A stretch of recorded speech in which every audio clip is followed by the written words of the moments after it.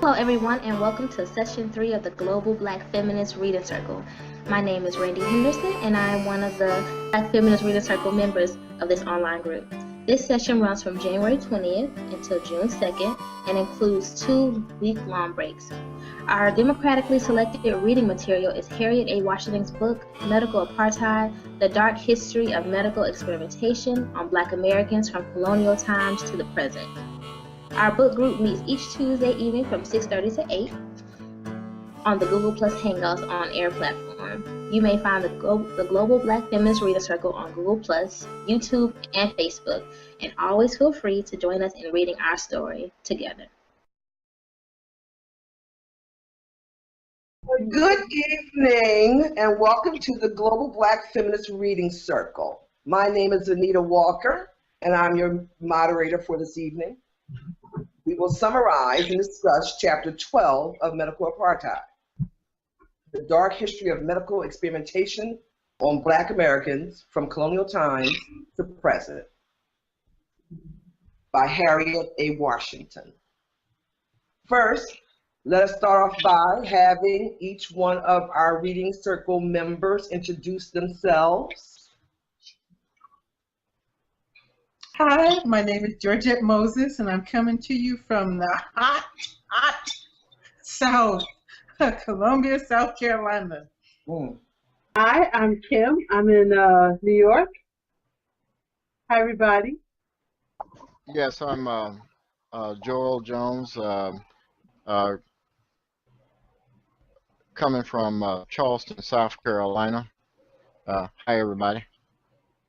Hi, this is Edwina. I'm here in Utah.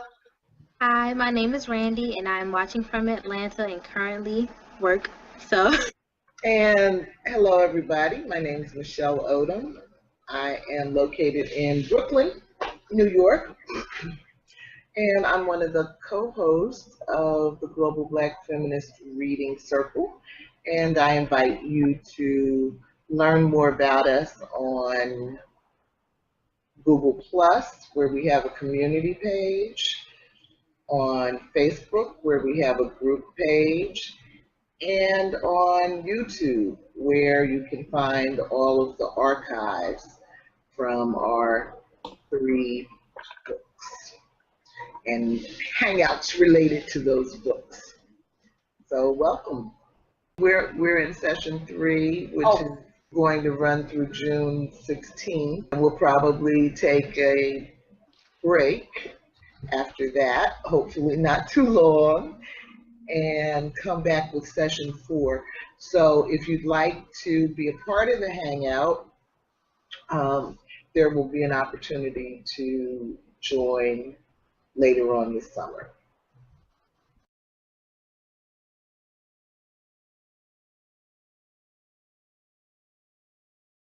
My mentor is standing by, and he want to yell at the group, Dr. Thaddeus Bell, and this is how the Closing the Gap in Healthcare for Disparities got started through this particular book. He just want to say hi to everybody, and everybody say hi to him. His name is Dr. Thaddeus John Bell. Hello, everyone. Hello. Hello. In the age of technology fix, the country is heading for a genetic and behavioral control of society. Who will exercise the control? Who will make the decisions about which genes are defective and which behavior abnormal? Who will make the decisions about genetic worth and prospective human beings?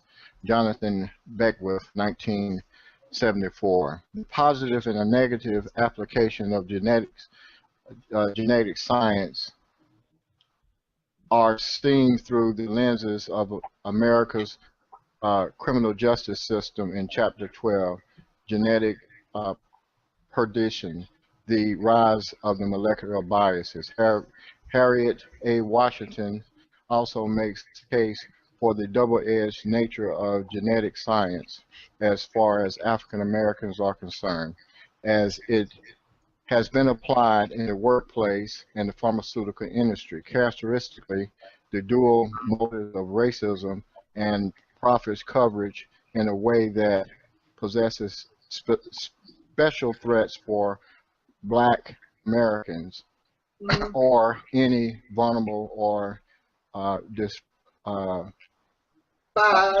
despised population. Today, our DNA, the carrier of genetic information, enables scientists through DNA fingerprinting to identify distinctive genetic similarities. Though not as reliable as fingerprints, DNA technology is used by our justice system to identify criminal offenders and potential suspects, by the pharmaceutical industry for medical innovations, and for many other current and potential reasons, including determining substantial uh, suitability for certain types of employment. While it holds many promises, from tools that could release or convict to the troubled history of genetic disease fixes that may provide cures or mere stigmatization, genetics offers a corporal of medical and pitfalls for blacks, wrote Washington.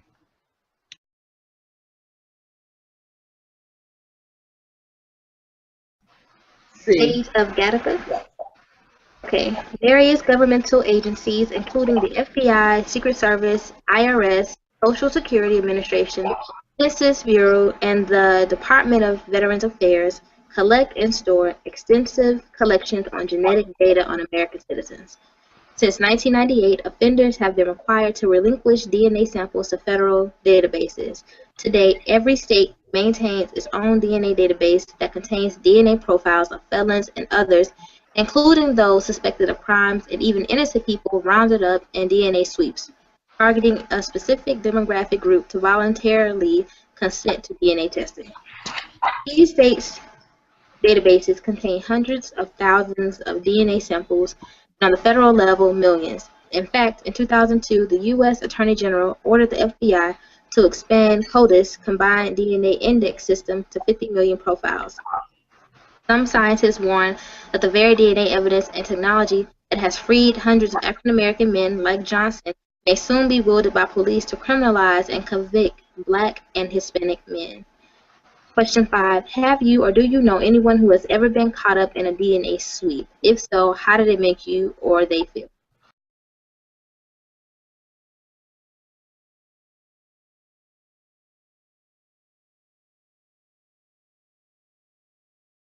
Question 6. Do you believe it is right or necessary for the government to maintain all this DNA data?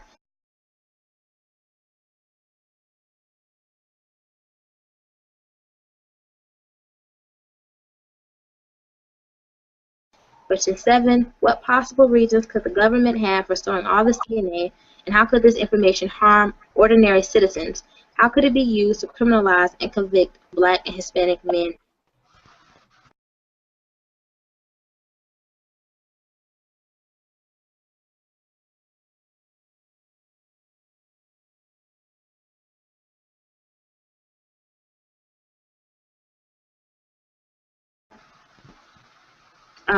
You want me to read D2? No, we'll stop right there, Oh, okay. and then we'll go on to. Actually, why not? Okay. In the United States, laws prevent the federal government from retaining DNA samples from the innocent, but the states are still doing this. DNA is not only used to verify one's identity, it also contains intimate information about one's health, including one's future risk of developing certain diseases. DNA also holds data about the health and identity of one's forebears and descendants. Question 8. Although DNA can predict certain diseases and disorder probabilities for you and for your children that might be beneficial for preventative medical purposes and cures, do you believe the use of stored DNA information will eventually be used in a sinister way? What are your thoughts?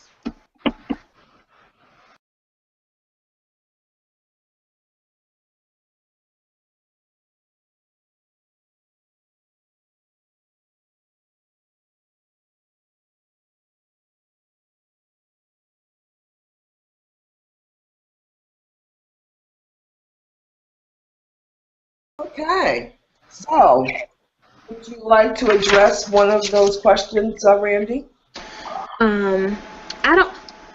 I don't know if this counts as a DNA sweep, but when I was in elementary school, it was like a really big deal for I don't know if y'all like remember this or had this with your kids, but it was like if your kid is kidnapped or something, you can have their DNA, their fingerprint on file. And they came to our school. It was a really big deal, and everybody really wanted to get their fingerprint done because you like the black ink and whatever. Yes. But now that I'm older, and after reading this chapter, I realized that was really crazy. And they didn't go to like every elementary school. I remember it only being like, it was special because it was our elementary school or it was our grade. It wasn't every grade didn't get it done. It was only they only went up to a certain grade level who got to do the DNA thumbprint and take a picture and everything. I don't even have that card anymore or, know where it is. But Uncle Sam does. Yeah, I don't know if that counts, but it's definitely something that I was caught up in. Do I believe it is right or necessary for the government to maintain all this DNA data? I've been watching a lot of Scandal. I've been hooked on that show since it came out. So everything is B613 to me. All right. I don't believe it's right or necessary, but I don't know if we'll ever truly know what they're doing. Honestly, I don't know why you would possibly want all this DNA stored, why they would make CODIS take all this extra million people's DNAs. I don't think it's anything helpful. I can't, people don't just round things up like that unless it's malicious. And from this book, we've seen that this government and this country has a history of being malicious. So I think it's definitely for sinister reasons. Yeah. I don't know. If you know anything about the movie is a futuristic movie about the government having your genetic code to determine your personality, traits, and even your behavior and how you're going to your fate. The movie is called. I remember that. Yeah. Yeah, determine a person's fate, and I think this is going to happen in the future. We already have the FBI collecting the genetic data from CODIS. You see this on what's that movie, that series that comes on, Criminal Minds, and you see the girl behind the computer, and if they need information on a certain person, she can pull your all your information up plus your picture. So this is what the movie is about. Not just your fingerprint. Now, when you turn over your fingerprint to the DMV to get a driver's license and they take your picture, but CODIS is just it's a preliminary type of thing that's going to happen in the future. Whereas I'm thinking my grandchildren, maybe not in my generation, but a few generations from now, there is going to be that type of system where they take, as soon as a child is born, they'll take their genetic code and they'll put it in this machine, and that's what that movie is about. And they can determine that person's personality and their perhaps the type of job that they're suitable for in the future. And it's going to have that person's picture, and it's going to be a form of identification. Yeah, I had to get a new ID since I've been in New York, and it's got some little clear, I guess it's the RFID chip, right? Chip-looking thing on it, and I used to say I will not be chipped, but I think I've been chipped. And it's like, oh my God. But Criminal Minds is one of my favorite shows, Edwina. Yeah. And and I think what that does normalizes the idea Yes. that the government should have access to all this information. And I posted recently an article by Chris Hedges, but one of the things he was talking about was, as we watch our democracy and our privacy and, our liberties and all of that, but you don't even hear anybody talk about the Bill of Rights anymore, do you? There are none anymore. I think they eliminated those. But as we see, as we watch all of that go down the drain, what is also happening is we're being taught to fear everything. We're being taught to fear each other. We're being taught that, you might be the CIA sitting here with me, and so so everybody's scared and nobody wants to talk to anybody, nobody wants to do anything because of this atmosphere of fear that is being cultivated. But I think the point of the movie Gattaca is to demonstrate this is what's going to happen in the future.